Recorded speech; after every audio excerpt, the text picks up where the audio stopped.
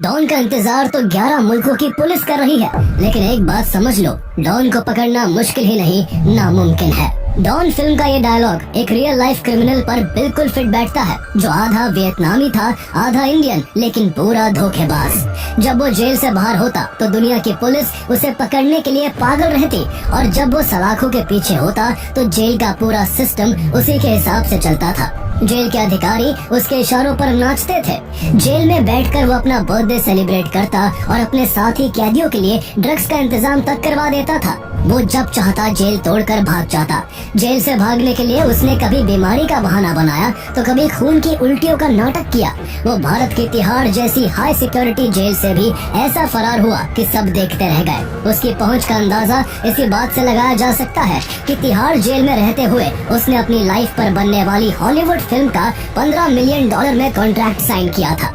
उसका चेहरा French model जैसा था और बोलने का अंदाज किसी प्रोफेसर जैसा, लेकिन दिमाग इतना शैतान कि तुरंत इंसान की नसों तक में उतर जाता।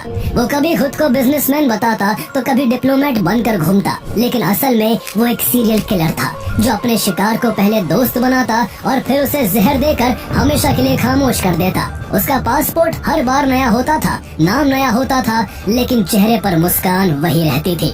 वो हर घटना को एक कहानी का रूप देकर वहाँ से गायब हो जाता था। 1972 से 1976 के बीच उसने थाईलैंड, इंडिया, अफगानिस्तान, ग्रीस और नेपाल जाकर 24 लोगों की जान ली, जिनमें ज्यादातर लड़कियां थी। लड़कियों की हत्या करने के दौरान उस पर एक अजीब सी सनक सवार हो जाती। जब भी वो किसी लड़की की हत्या करता तो उसके सारे ऊपरी कपड़े उतार देता और लाश को सिर्फ बिकनी में छोड़ देता। तो आइए जानते हैं दुनिया के सबसे कुख्यात अपराधी बिकनी किलर के नाम से मशहूर चार्ल्स सोबराज के मोस्ट वांटेड बनने की कहानी। आखिर कभी अपने माता पिता के प्यार को तरसने वाला एक बच्चा इतना खतरनाक अपराधी कैसे बन गया? उसने भारत की सबसे सुरक्षित जेल तिहाड़ की सुरक्षा में सेंध कैसे लगाई? और आखिर ऐसा क्या हुआ कि इतनी लूट, ठगी और हत्याओं के बावजूद वो आज भी फ्रांस की खुली हवा में सांस ले रहा है। He's one of the world's worst and most notorious serial killers. How many times do you think you did that? 20? 120? Maybe 100. 50 plus murders. Does he still remain as cold-blooded? Should he have been allowed to walk out free? Charles Gurmukh Sobhraj का जन्म 6 अप्रैल 1944 को Vietnam के Saigon शहर में हुआ था। उसके पिता सोबराज हैचर्ड बावनी एक इंडियन बिजनेसमैन थे, जबकि उसकी मां ट्रैन लुआन फुंग वियतनामीज थी। चार्ल्स सोबराज के जन्म के साथ ही उसके माता पिता के रिश्ते में दरारें आनी शुरू हो गई और कुछ ही समय बाद दोनों अलग हो गए। जल्द ही चार्ल्स की मां ने एक French army officer lieutenant Alphonse Darreau से शादी कर ली और चार्ल्स को अपने साथ फ्रांस के मार्सेल शहर ले गई। चार्ल्स सोबराज के स्टेप फादर डैरियो ने चार्ल्स को अपनाया जरूर, लेकिन कभी भी उसे अपना नाम नहीं दिया। चार्ल्स उस घर में एक आउटसाइडर की तरह ही पलता रहा। बचपन में ही उसे ये एहसास हो गया था कि वो कहीं भी पूरी तरह बिलोंग नहीं करता।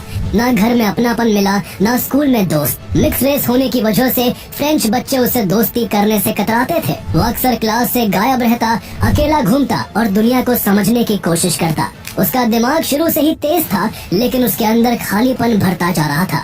ये खालीपन ही आगे चलकर उसके किरदार का सबसे खतरनाक हिस्सा बना। उसे सबसे ज्यादा अपने बायोलॉजिकल फादर की कमी महसूस होती थी, जिन्होंने उसे पैदा होते ही त्याग दिया था। उसके अंदर इस वजह से अपने पिता के लिए गुस्सा भी था। गुस्से में उसने अपने पिता के लिए अपनी एक डायरी में लिखा था कि मैं आपको इस बात के लिए पछताने पर मजबूर कर दूंगा कि आपने एक पिता का कर्तव्य नहीं निभाया।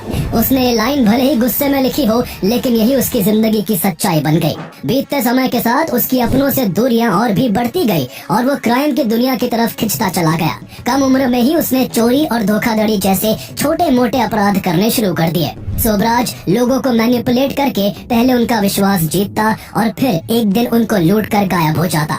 मिक्स रेस से होने की वजह से उसके लुक्स काफी डिफरेंट थे। वो बहुत आसानी से किसी भी कल्चर के लोगों में घुल मिल जाता था।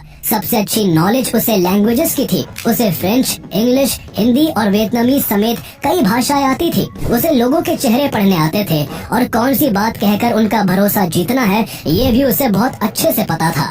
धीरे धीरे वो इंसान जो बचपन में खुद को दुनिया से अलग और ठुकराया हुआ महसूस करता था, अब दुनिया को ठगने की राह पर चल पड़ा था। वो अलग अलग देशों में ट्रैवल करने लगा और हर जगह उसका एक ही काम होता, लोगों को अपनी बातों में फंसा कर लूटना। दर्जनों चोरियां करने के बाद 1963 में सोबराज 19 साल की उम्र में पहली बार पुलिस की गिरफ्त में आया। उसे एक ज्वेलरी हाइस के आरोप में कस्टोडियल सजा मिली और पेरिस की पॉइसी जेल में बंद कर दिया गया। लेकिन सोबराज जेल में भी लोगों को अपनी मैनिपुलेटिव बातों में फंसाने से बाज नहीं आया। जेल में उसने अपनी किसी मासूम और लाचार इंसान की इमेज बनाई, जैसे वो कोई बेचारा हो जो हालात का शिकार बन गया।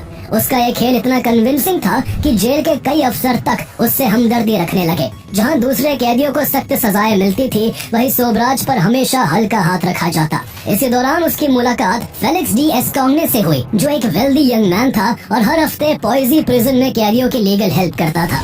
सोबराज ने अपनी चालाकी से फेलिक्स डी एस्कॉग्ने को अपने चाम में उलझा लिया। कुछ ही मुलाकातों में दोनों अच्छे दोस्त बन गए। इसी दोस्ती के चलते सोबराज जेल से रिहा होने के बाद अपने घर न जाकर सीधे फेलिक्स के घर रहने चला गया। उम्र बढ़ने के साथ वो अब पहले से ज्यादा सतर्क और चालाक हो चुका था। फेलिक्स के घर में रहने की वजह से चार्ल्स सोबराज दो बिल्कुल अलग अलग दुनियाओं में जी रहा था। एक तरफ फेलिक्स डी एस्कॉग्ने की उजली दुनिया, जहां वो हायर सोसाइटी के लोगों के साथ घुलता मिलता और समाज सेवा करने की एक्टिंग करता, जबकि दूसरी तरफ उसकी अपनी क्राइम की दुनिया थी, जहां चोरी, धोखाधड़ी और अपराध ही उसकी असली पहचान थी। इसी दौरान एक पार्टी में सोबराज की मुलाकात पेरिस की रहने वाली यंग एंड ब्यूटीफुल लड़की शैंटल कॉम्पेनियन से हुई। सोबराज की चार्मिंग पर्सनालिटी ने शैंटल का दिल जीत लिया। दोनों के बीच दोस्ती हो गई और कुछ मुलाकातों के बाद ये दोस्ती प्यार में बदल गई।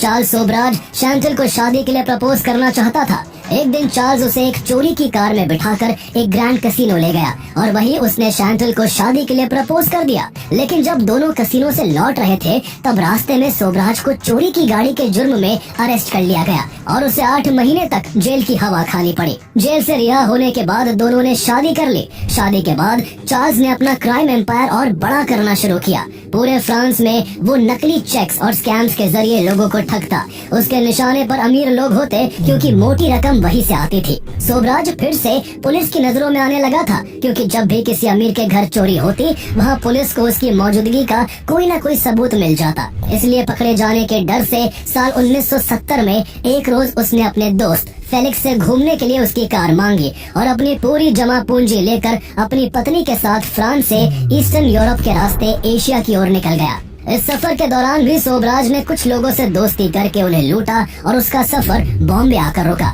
यहीं पर उसकी वाइफ को एक बच्ची हुई। हालांकि पिता बनने के बाद भी सोबराज के अपराधों में कोई बदलाव नहीं आया।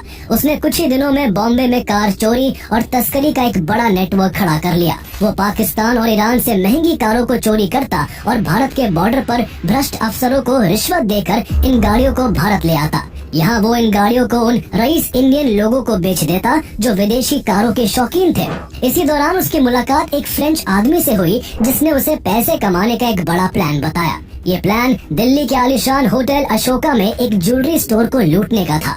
चार्ल्स ने तय किया कि वो अशोका होटल में उस ज्वेलरी स्टोर के ठीक ऊपर वाले एक कमरे में ठहरेगा और कमरे के फ्लोर में बड़ा होल करके रात के समय ज्वेलरी स्टोर में कूदकर उसमें रखे महंगे गहनों को लूटकर फरार हो जाएगा। अक्टूबर 1971 के एक दिन सोबराज अशोका होटल जा पहुंचा। उसने ज्वेलरी स्टोर के ऊपर के कमरे को बुक करने की कोशिश की, लेकिन वो कमरा पहले से ही एक Spanish cabaret artist Gloria mandelic के नाम पर बुक था, जो उस शाम उसी होटल में परफॉर्म करने वाली थी। लेकिन सोबराज ने हिम्मत नहीं हारी। उसने ग्लोरिया मैंडलिक से मुलाकात की और उसे खुद को एक इंटरनेशनल होटल चेन का मालिक बताया। कुछ घंटों में ही उसने ग्लोरिया मैंडलिक को अपनी बातों में फंसा लिया और उसे शादी के लिए प्रपोज कर दिया। ग्लोरिया भी उसकी बातों में आ गई और उसे अपने कमरे में ले आई। शाम को ग्लोरिया परफॉर्म करने के लिए होटल के नाइट क्लब चली गई और चार्ल्स उस कमरे में अकेला रह गया।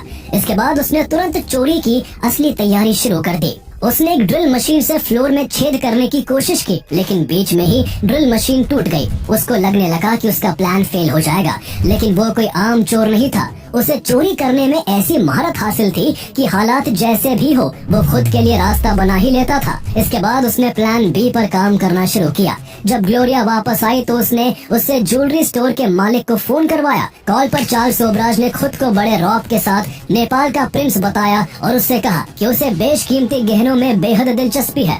उसने ये भी कहा कि वो गहने ग्लोरिया के साथ उसी के कमरे में देखना चाहता है। जौहरी को जरा भी शक नहीं हुआ। उसने तुरंत अपने एक आदमी को सबसे महंगे गहनों के साथ ग्लोरिया के कमरे में भेज दिया। जैसे ही जौहरी का आदमी कमरे में पहुंचा, सोबराज ने उस पर और ग्लोरिया पर बंदूक तान दी। इससे पहले कि वो कुछ समझ पाते, उसने उन्हें कोई नशीली चीज सुंघाकर बेहोश कर दिया। कुछ देर बाद जब ज्वेलर को लगा कि उसका आदमी काफी देर से वापस नहीं आया है, तो वो खुद ग्लोरिया के कमरे की तरफ गया। चार्ल्स ने उसे भी कमरे के अंदर बुलाया और उसी तरह बेहोश कर दिया। अब तीनों लोग बेहोश थे। उसने तीनों को उस कमरे में मजबूती से बांधा, फिर ज्वेलर की जेब से दुकान की चाबियां निकाली और बड़ी आसानी से दुकान में घुसकर 15 लाख रुपए के हीरे और कुछ कीमती रत्नों से भरा बैग चुराकर होटल से फरार हो गया। लेकिन जल्दबाजी में उसका पासपोर्ट होटल के कमरे में ही छूट गया, जिस पर उसका असली नाम लिखा था। 3 घंटे बाद जब तीनों को होश आया तो उन्होंने पुलिस को इस घटना की जानकारी दी। इतने हाई प्रोफाइल और सिक्योर होटल में डकैती की खबर से पुलिस महकमे में हड़कंप मच गया। कुछ पुलिस वाले होटल के आसपास के इलाकों में उसकी तलाशी करने लगे और कुछ सीधे एयरपोर्ट की तरफ भागे, क्योंकि उन्हें चार्ल्स का पासपोर्ट देखकर ये शक था कि वो जरूर देश से बाहर भागने की कोशिश करेगा। एयरपोर्ट पहुंचने पर पुलिस की आशंका सही साबित हुई। चार्ल्स सोबराज वहां कस्टम काउंटर पर पेरिस जाने वाली एयर फ्रांस की फ्लाइट का इंतजार कर रहा था। लेकिन जैसे ही उसने जौहरी के आदमी को पुलिस के साथ एयरपोर्ट पे देखा, वो बड़ी चालाकी से पुलिस के हाथ लगने से पहले ही वहाँ से गायब हो गया। लेकिन उसकी आजादी ज्यादा दिन तक नहीं चली। करीब 2 हफ्ते बाद बॉम्बे के ताजमहल होटल में उसने एक फॉरेन टूरिस्ट को लूटने की कोशिश की, लेकिन इस बार वो बच नहीं पाया और मुंबई पुलिस ने उसे वही गिरफ्तार कर लिया। उसके पास से बिना लाइसेंस की रिवॉल्वर भी मिली। जांच के दौरान पता चला कि ये वही आदमी है जिसने दिल्ली के अशोका होटल में लाखों की ज्वेलरी चुराई थी। इसके बाद उसे ट्रायल के लिए न्यू दिल्ली भेज दिया गया। दिल्ली लाने के बाद चार्ल्स सोबराज को तिहाड़ जेल में बंद कर दिया गया। उसने कुछ दिन यहाँ का माहौल समझने में बिताए और फिर यहाँ से भागने की प्लानिंग शुरू कर दी। एक दिन उसने तिहाड़ जेल प्रशासन को बताया कि उसे अपेंडिसाइटिस हो गया है। जेल वाले उसकी बातों में आ गए और उन्होंने बिना ज्यादा सोचे उसे वेलिंगटन हॉस्पिटल में भर्ती करवा दिया। यहीं से उसने अपनी सबसे शातिर चाल चली। उसने अपनी प्लानिंग में अपनी पत्नी शैंटल को भी शामिल किया। वो हॉस्पिटल में चार्ल्स के बेड के नीचे छिप गई और सही मौका देखते ही उसने चार्ल्स की देखरेख में लगे दोनों पुलिस कर्मियों को नशीला पदार्थ सुंघाकर बेहोश कर दिया। चार्ल्स बिना वक्त गवाए वहाँ से तुरंत फरार हो गया, लेकिन किस्मत ने इस बार उसका साथ नहीं दिया। कुछ ही घंटों के अंदर उसे ओल्ड दिल्ली रेलवे स्टेशन से गिरफ्तार कर लिया गया। शैंटल को भी हॉस्पिटल से अरेस्ट कर लिया गया और दोनों को जेल भेज दिया गया। हालांकि उस वक्त उसके क्राइम को ज्यादा संगीन नहीं माना गया और कुछ दिन बाद दोनों को जमानत दे दी गई। लेकिन चार्ल्स सोबराज जैसे इंसान के लिए जमानत का मतलब देश छोड़कर भाग निकलना था। जमानत पर छूटते ही उसने अपनी पत्नी शैंटल के साथ भारत छोड़ दिया और अफगानिस्तान के काबुल को अपना नया ठिकाना बना लिया। काबुल में भी उसने ठगी और धोखाधड़ी का अपना पुराना खेल शुरू कर दिया। यहाँ वो उन हिप्पीज को लूटता जो यूरोप से हशीश और दूसरे ड्रग्स की तलाश में अफगानिस्तान आते थे। वो उन्हें ड्रग्स बेचता, उन्हें टूर कराता और फिर मौका पाकर उन्हें नशीली चीज से बेहोश कर देता और उनका सारा सामान लूट कर फरार हो जाता। वो यहाँ आराम से खूब पैसे कमा रहा था और अपनी पत्नी और बेटी के साथ काबुल में ऐशो आराम की जिंदगी जी रहा था। लेकिन चार्ल्स सोबराज के पैरों में जैसे कोई फेर था।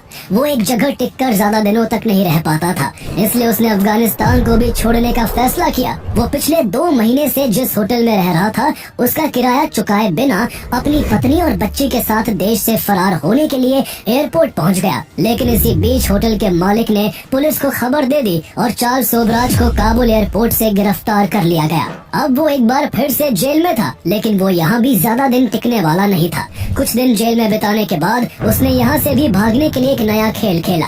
चार्ल्स ने किसी तरह एक सिरिंज का जुगाड़ किया और उससे अपना खून निकाल कर पी गया। इसके बाद वो ऐसा दिखाने लगा जैसे उसे खून की उल्टी हो रही है। उसे देखकर जेल प्रशासन को लगा कि उसे अल्सर हो गया है। उसे कुछ हो ना जाए इसलिए जल्दी ही उसे हॉस्पिटल ले जाया गया, लेकिन यहाँ भी वो गार्ड्स को बेहोश कर भाग निकला। इस बार उसने अपनी पत्नी और बच्ची को भी पीछे छोड़ दिया और ईरान फरार हो गया। उसे ये बात अच्छे से समझ आ चुकी थी कि अब उसकी और उसकी पत्नी शैंटल की शादी का अंत हो चुका है। उसकी पत्नी अब उसके साथ नहीं रहना चाहती थी, क्योंकि उसकी वजह से उस पर भी कई देशों में आपराधिक केस दर्ज हो चुके थे। इस घटना के कुछ समय बाद शैंटल काबुल से सीधा वापस अपने माँ बाप के घर पेरिस चली गई। अब चार्ल्स सोबराज अकेला था, लेकिन उसके इरादे पहले से भी ज्यादा खतरनाक हो चुके थे। अगले कुछ सालों तक उसने यूरोप के कई देशों में सफर किया, फ्रांस, ग्रीस, इटली और टर्की जैसी जगहों पर वो चोरी और फ्रॉड करता रहा। वो हर देश की पुलिस को चकमा देता और हर बार नई पहचान के साथ नया ठिकाना ढूंढ लेता। धीरे धीरे मीडिया ने उसे एक नया नाम द सर्पेंट दिया, क्योंकि वो सच में एक सांप की तरह ही था जो बिना आवाज के रेंगता हुआ आता था और मौका मिलते ही शिकार करके गायब हो जाता था। कई देशों में डकैती, ठगी और हत्या जैसे संगीन अपराध करने के बाद 1975 में सोबराज एक बार फिर भारत लौटा।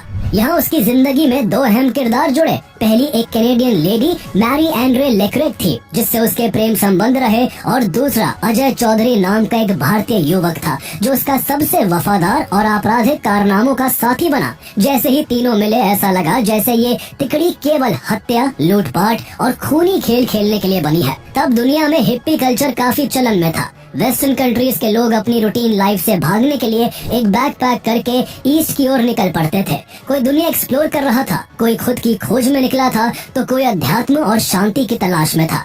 थाईलैंड का हाल भी कोई अलग नहीं था। तब ये देश आज जितना ऑर्गेनाइज नहीं था। पर्याप्त पैसे हो और सही लोगों से कनेक्शन हो तो कोई हाथ नहीं लगा सकता था। ऐसे में चार्ल्स सोबराज को थाईलैंड अपने काम के लिए सबसे मुफीद जगह लगी। इसलिए वो अपनी कैनेडियन गर्लफ्रेंड मैरी एंड्रे लेक्रिक और अपने साथी अजय चौधरी के साथ थाईलैंड पहुंच गया। तीनों ने यहाँ एक के बाद एक कई यूथ टूरिस्ट को अपना शिकार बनाना शुरू कर दिया। आगे आगे हिप्पी होते और उनके पीछे पीछे चार्ल्स सोबराज होता। वो पहले लोगों को अपनी चार्म और मीठी मीठी बातों में फंसाता, उनसे दोस्ती का नाटक करता। वो जब उनका भरोसा जीत लेता तब बातों ही बातों में उनकी ड्रिंक्स में नशीली दवा मिलाकर उन्हें बेहोश कर देता और फिर उन्हें लूट लेता। जरूरत पड़ने पर वो बिना हिचक के उनकी हत्या भी कर देता। उसने कुछ को पानी में डुबोकर मारा तो कुछ का गला घोटा, कुछ को चाकू से मारा तो कुछ को जिंदा ही जला दिया। लेकिन दुनिया को अभी सोबराज के और भी भयानक चेहरे से रूबरू होना बाकी था। वो थाईलैंड में कुछ ऐसा करने वाला था जिससे उसकी पहचान हमेशा के लिए बदलने वाली थी। इस कड़ी में उसकी पहली शिकार जेनी बॉलीवर नाम की एक अमेरिकन लेडी बनी, जो बुद्धिस्ट लाइफस्टाइल में खुद को डुबोकर शांति की खोज में थाईलैंड आई थी। लेकिन वो गलती से चार्ल्स सोबराज और उसकी गैंग के संपर्क में आ गई।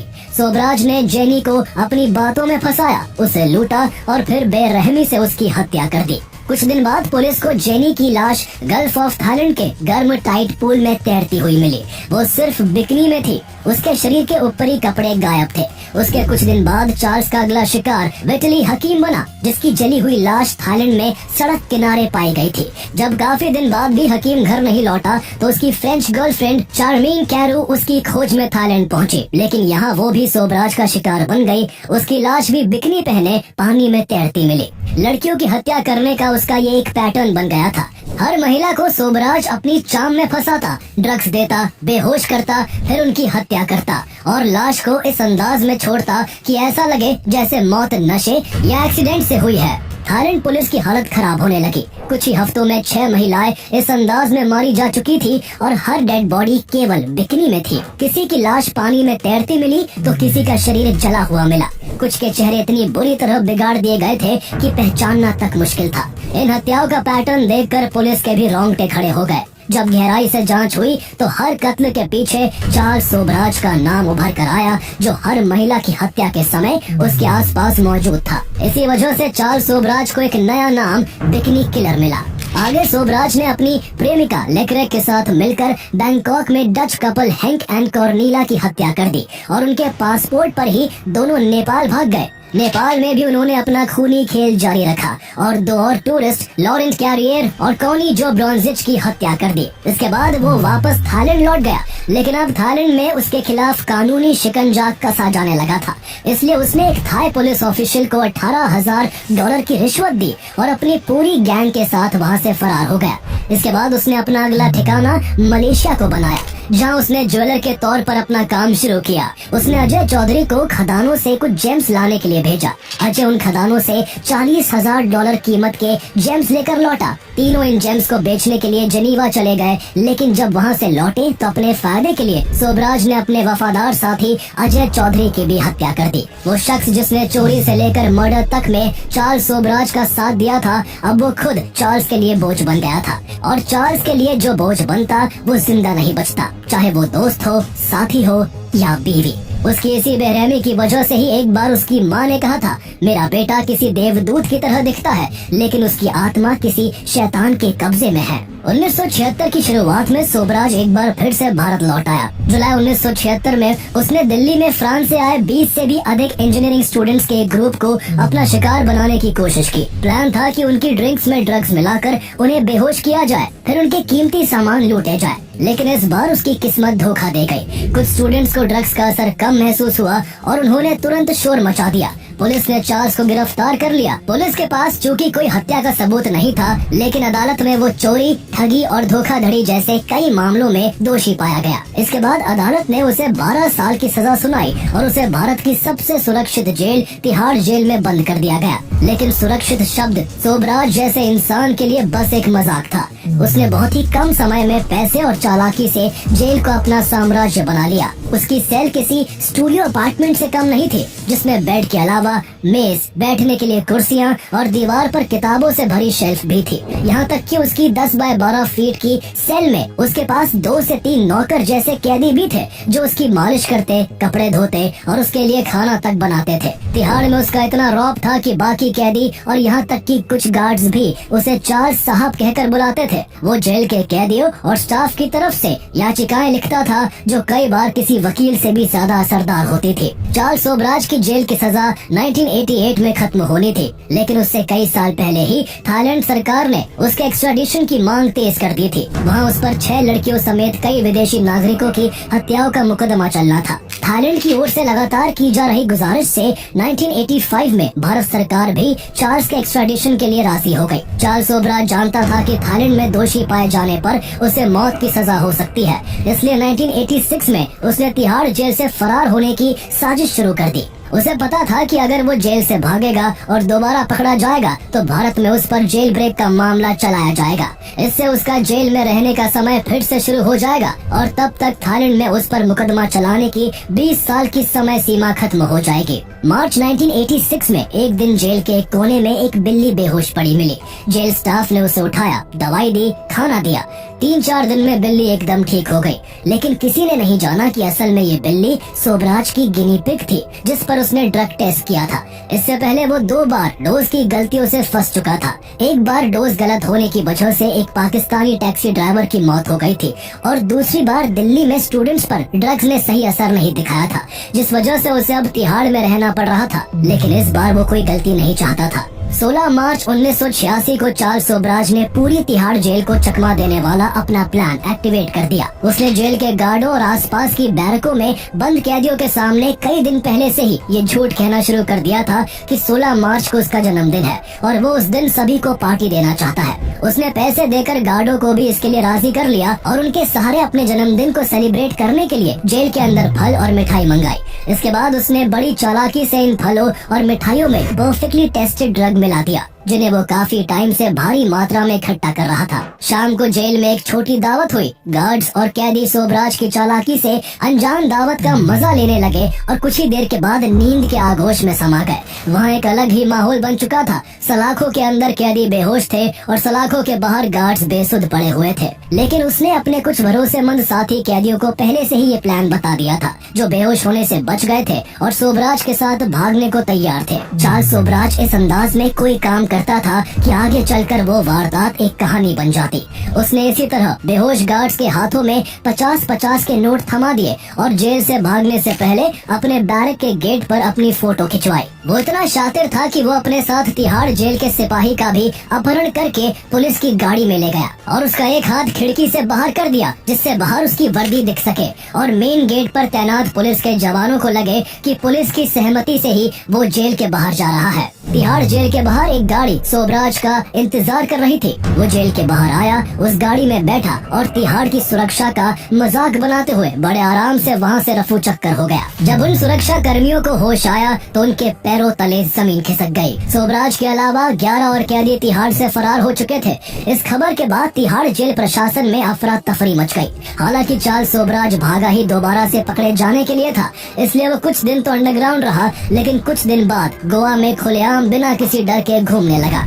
इसी के चलते जेल से भागने के करीब 20 दिन बाद 6 अप्रैल 1986 को उसे मुंबई पुलिस के इंस्पेक्टर मधुकर जेंडे ने गोवा के एक रेस्टोरेंट से अरेस्ट कर लिया। उस पर फिर से अदालती कार्रवाई शुरू हुई और उसकी सजा 10 साल के लिए और बढ़ा दी गई। चार्ल्स सोबराज मन ही मन खुश था, वो जो चाहता था उसे वो मिल गया। इसके बाद उसे 1997 तक भारत की जेल में रहना पड़ा और 1997 में जब चार्ल्स सोबराज तिहाड़ जेल से रिहा हुआ तब तक थाईलैंड में उस पर मुकदमा चलाने की समय सीमा बीत चुकी थी। 1997 में रिहाई के बाद उसे फ्रांस डिपोर्ट कर दिया गया। इसके बाद उसने जेल में बिताए अपने वक्त और दुनिया भर में किए गए क्राइम को सेंसेशनल तरीके से बेचना शुरू किया। वो इंटरव्यू के लिए पैसे लेता और अपराध की कहानियाँ ऐसे सुनाता जैसे कोई स्टोरी टेलर हो। वो अक्सर कहता, जब तक मेरे पास लोगों से बात करने का मौका है तब तक मैं उन्हें बहला फुसला सकता हूँ। उसने फ्रांस में 6 साल इस तरह मीडिया इंटरव्यूज, पार्टीज और अपने किस्सों के दम पर गुजारे, लेकिन चोरी और हत्या के बिना उसका आगे मन नहीं लगा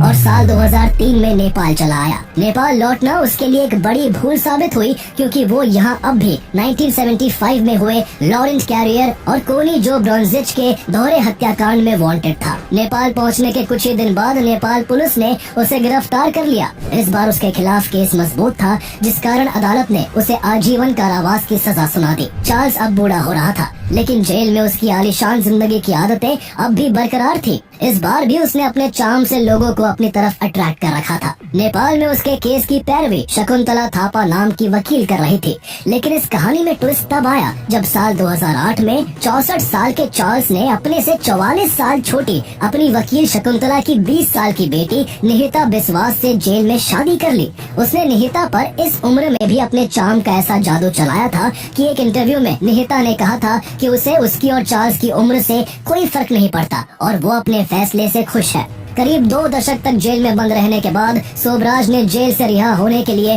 कोर्ट में एक पिटीशन फाइल की। इस पिटीशन के जरिए उसने ये कहते हुए अपनी रिहाई की मांग की कि उसने निर्धारित समय सीमा से ज्यादा वक्त जेल में गुजार लिया है। नेपाल की अदालत ने भी उसकी अर्जी स्वीकार कर ली और उसकी उम्र को देखते हुए उसे 23 दिसंबर 2022 को रिहा कर दिया। दर्जनों कत्ल, कई बड़ी चोरियां और कई बार जेल से सबको चकमा देकर फरार होने वाला शातिर अपराधी चार्ल्स सोबराज आज फ्रांस की खुली हवा में सांस ले रहा है। फ्रांस भी अब उसके खिलाफ पुराने मामलों को लेकर कोई कानूनी कार्रवाई नहीं कर सकता, क्योंकि फ्रांस में उसके खिलाफ हत्या जैसे किसी बड़े अपराध का कोई ठोस सबूत दर्ज नहीं है। और उसके ऊपर जो ठगी और धोखाधड़ी के आरोप थे वो भी उसने फ्रांस में 1970 के दशक में किए थे और उन मामलों की समय सीमा बहुत पहले ही खत्म हो चुकी है। कहते हैं सांप कितना भी बूढ़ा हो जाए उसका जहर कभी खत्म नहीं होता, इसलिए कौन जानता है 81 साल के चार्ल्स सोबराज का अगला शिकार कौन होगा।